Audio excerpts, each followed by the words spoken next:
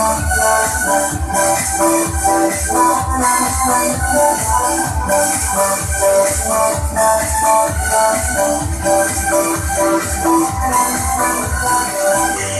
hương của tôi màu xanh biển trời, phố xa ngược suối kinh ngạc trên bước nơi đời.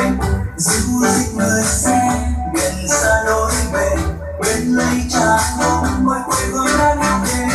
Dưới ánh nắng linh kia là đồng xanh ngút ngàn, dưới góc phố dịu dàng là tình người vẫn chết ơi. Dưới môi trái kia luôn là tình yêu vĩnh hằng, luôn luôn bên luôn sẵn sàng.